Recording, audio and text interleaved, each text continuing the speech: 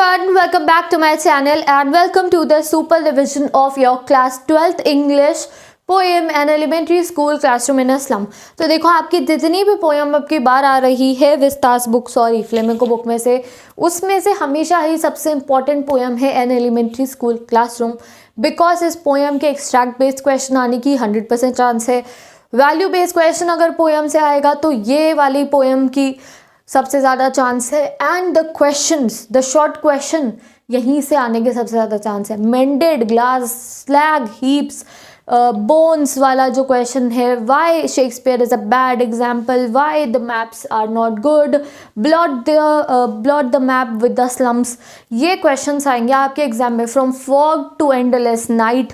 तो ये जो पोएम है 2 बार मैं इस पे वीडियो बना चुकी हूँ, एक बार डिटेल एक्सप्लेनेशन, एक बार करें इसके MCQ, आज इसके करेंगे शॉर्ट और आपके वैल्यू बेस्ड क्वेश्चन जिनका आंसर तुम्हें मैं दूंगी। तो वैल्यू बेस्ड क्वेश्चन भी मिल रहा है, शॉर्ट और लॉन्ग का मिक्सर भी मिल रहा है। तो और क्या चाहिए तुम्हें? कुछ नहीं चाहिए, बस तुम्हें पढ़ाई करनी है, ठीक है। बस चुपचाप बैठ के पढ़ लो तुम, और कुछ करने की तुम्हें जरूरत नहीं है, सारा मटेरियल मैं दे रही हूँ तुम्हें, ठीक है भाई बहनों। तो चलो शुरू करते हैं अपनी पोएम, ज़्यादा टाइम वेस्ट नहीं करते। बीच बीच में पोएम का रिविजन भी कराती रहूँगी, एक्सप्लेनेशन भी कर दूंगी, थोड़ा सा वीडियो देखो एक्सप्लेनेशन की। एंड इंग्लिश में 100 आउट ऑफ 100 लाने, मुझे नहीं पता कैसे भी लेकर आओगे, बस 100 आउट ऑफ 100 लेकर आने हैं। कैसे लेकर आओगे? पहले मेरी वीडियो देखोगे, मॉडर्न क्वेश्चन देखोगे, उन्हें प्रिपेयर करोगे एंड 100 आउट ऑफ 100 तुम्हारे आ जाएंगे, खत्म कहानी। चलो लेट्स स्टार्ट द वीडियो। तो सबसे पहले शॉर्ट आंसर्स आपको थोड़े बहुत बताती हूँ मैं। तो the first and the most important question, answer कहाँ मिलेगा? नीचे डिस्क्रिप्शन बॉक्स में, अदरवाइज मेरी इंस्टाग्राम आईडी के ऊपर तुम्हें मिलेगा, डिस्क्रिप्शन बॉक्स में लिंक गिवन है। क्या? सारे के सारे चैप्टर्स के 1 मार्कर और पोएटिक डिवाइसेस भी डाले हैं मैंने वहाँ पे, तो वो ले लो, बिकॉज अभी जब टाइम मिलेगा तब कराऊंगी एक एक पोएम के पोएटिक डिवाइस, अभी नहीं, ठीक है। तो अभी चाहिए तो इंस्टाग्राम से जाके ले लो, अगर प्रीपोज के लिए चाहिए तो, अदरवाइज अभी जो डिस्क्रिप्शन बॉक्स में पेस्ट करी हुई ये क्वेश्चन वो पढ़ो। तो first question is, how does the world depicted on the classroom walls differ from the real world? तो यहाँ पे हमें कंट्रास्ट दिखाना है between the slum children's world, उनका इलाका कैसा है, वो कैसी जगह में रह रहे हैं, और वो जो हमारे को मैप दिखता है वो कैसा है, तो वो आपको इसमें बताना है। We all know that world map देख के उन्हें पूरी दुनिया दिखाई दे रही है कि अरे अमेरिका है, अच्छा ये ऑस्ट्रेलिया होता है, अच्छा ये इंडिया है। बट उनको क्या करना ऑस्ट्रेलिया, इंडिया, अमेरिका से? वो तो अपनी उस बस्ती से कभी बाहर ही नहीं निकले हैं, वो तो कभी उस स्लम की डिंजी वॉल्स वाली जो गलियां हैं, स्मोक जहाँ पर है, जहाँ पे सांस नहीं ले जाते, जहाँ पे फॉग रहता है, स्मॉग रहता है, उससे तो वो लोग कभी बाहर ही नहीं निकले। उनके लिए क्या USA, क्या ऑस्ट्रेलिया, उनके लिए तो उनकी बस्ती सब कुछ है। तो therefore their atmosphere is very different. Next question, why does the Stephen Spender says that the pictures and maps are meaningless? The same question goes on. Pictures and maps are meaningless for them. For them, what matters is 2 times meal, because they all are malnutritioned and don't even get food properly. तो उनके लिए क्या map, क्या world tour उनके लिए ना उन्हें education मिल रही है, तो उनके लिए क्या मैटर करता है? Only food. उनके लिए वो pictures, maps and all that they are a bad example. उनकी होप्स बढ़ाएगा वो उनको दिखाएगा अरे अमेरिका है, उनका मन करेगा अमेरिका घूमने जाने का, but at the end of the day they know that खाने तक के पैसे नहीं है, बाहर कैसे निकलेंगे, ठीक है। Next question, why is Shakespeare wicked for the slum children?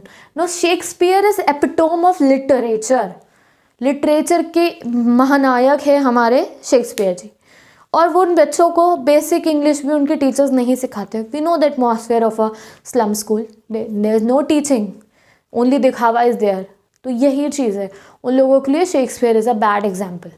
Next question, what changes does the poet hope for in the lives of slum children? What changes does the poet hope? तो basically what poet wants is that the children should be provided better education. Like namesake education नहीं होनी चाहिए, answer given है, फिर भी मैं तुम्हें थोड़ी बहुत पॉइंट्स हिंदी में बता रही हूँ, सोचा तुम्हें चैप्टर का मीनिंग, उसकी जो टोन है वो पता चले, वो क्या कहना चाह रहा है पोएट ये पता चले, और तुम अपनी फीलिंग्स को एक्सप्रेस कर पाओ।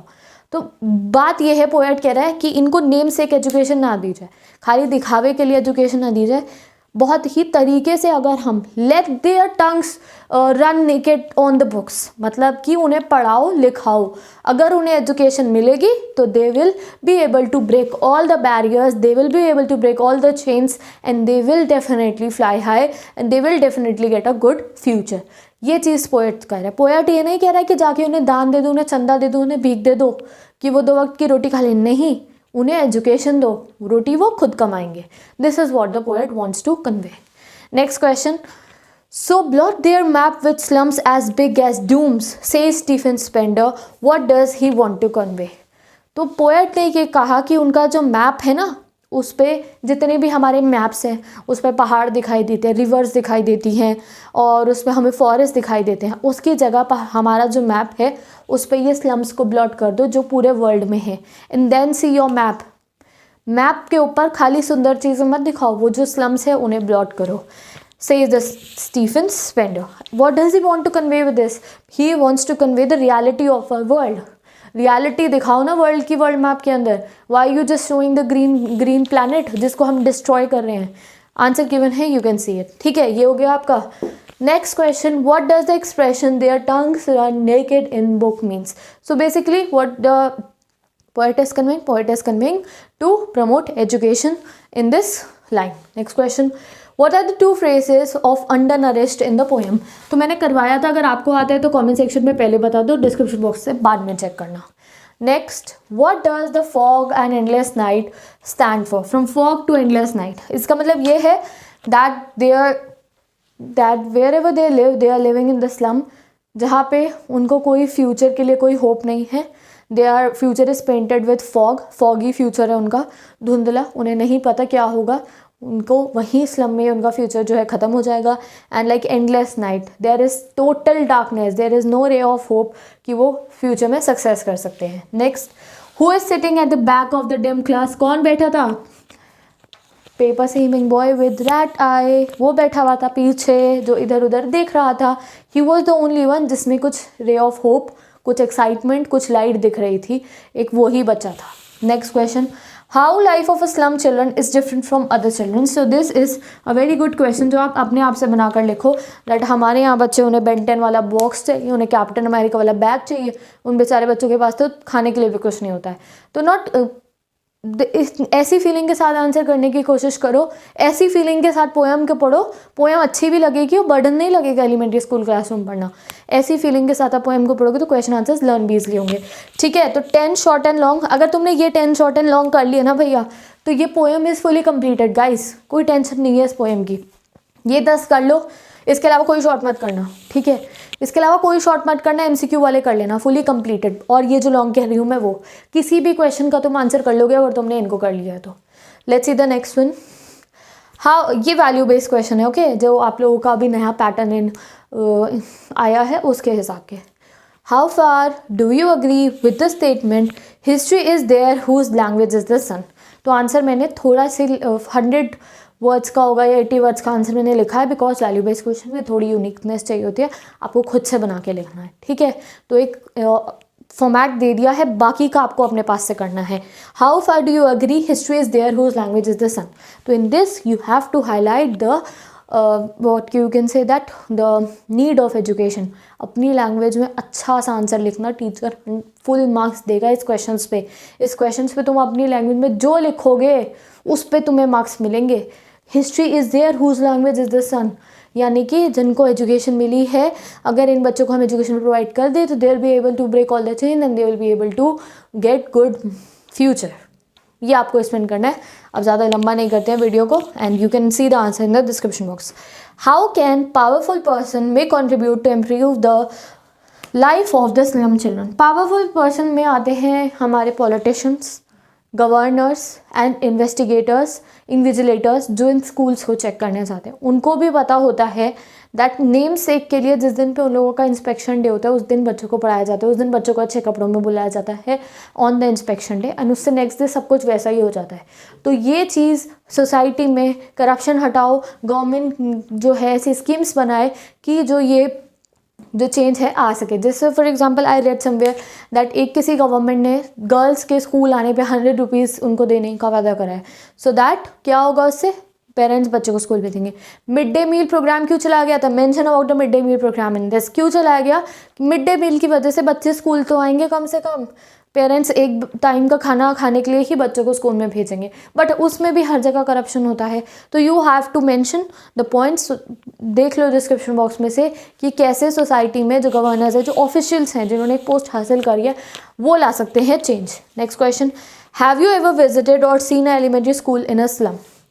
तो अपने पास ऑब्वियसली हम में से कम बच्चे होंगे जो कभी स्लम क्लासरूम में गए होंगे, तो फिक्शस आंसर बना के आपको इसमें लिखना है। I have given the answer description box, तो उस टाइप के आप बना के लिख सकते हो। Next question, how can we make a change in their life? This is a very important question and this can come. आपको एलिमेंट्री स्कूल से अगर वैल्यू बेस्ड आया तो इसी टाइप का आएगा, how can you make the changes in their life.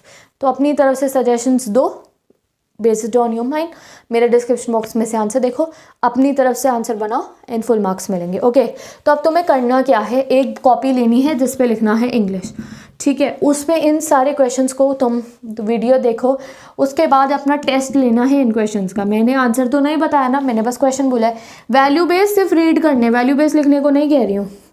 ये जो 10 शॉर्ट वाले क्वेश्चंस है, इनको तुम्हें अपनी कॉपी में खुद लिखना है और बाद में मेरे डिस्क्रिप्शन बॉक्स में से तुम इसको चेक करोगे, ठीक है। चाहे अभी करो चाहे बाद में करना, बट येस, ये 10 के 10 क्वेश्चंस मैं फिर से मैं साइड तो हो गई थी, तुम स्क्रीनशॉट तो ले चुके हो, तो तुम्हारे पास स्क्रीनशॉट है। इन 10 क्वेश्चंस को अपनी कॉपी में उतार लो एंड तुम्हें पता है ये वाली वीडियो लाइक करके सेव करके रख लो अपने पास।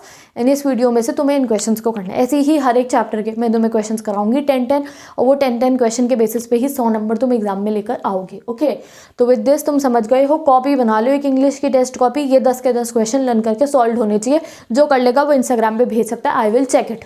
चाहे मैं तुम्हें बस 2 हार्ट बना के रिप्लाई करती हूँ, रिएक्ट करती हूँ, क्योंकि बहुत कम टाइम होता है मुझे इंस्टा के डीएम्स चेक करने का, बट येस मैं ऊपर से देख लेती हूँ कि किसका कितना। इतनी मेरी स्पीड है चेकिंग की कि मैं चेक कर लेती हूँ। आपकी कोई गलती होती है तो मैं रिकॉर्ड करके भी कई बार बच्चों को वॉइस भेज देती हूँ, बिकॉज टाइपिंग करना मुझे बिल्कुल पसंद नहीं है, ठीक है। तो with this I am ending today's video.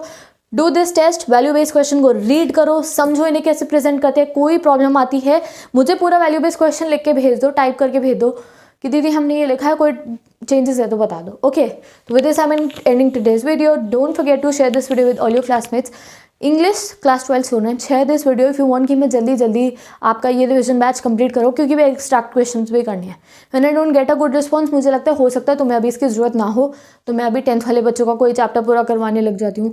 तो if you want me to make this kind of video, share this video with all your classmates and I meet you in the next video. And yes, अगर अभी तक channel को subscribe नहीं करा है तो do subscribe to my channel and मिलते हैं नेक्स्ट वीडियो में।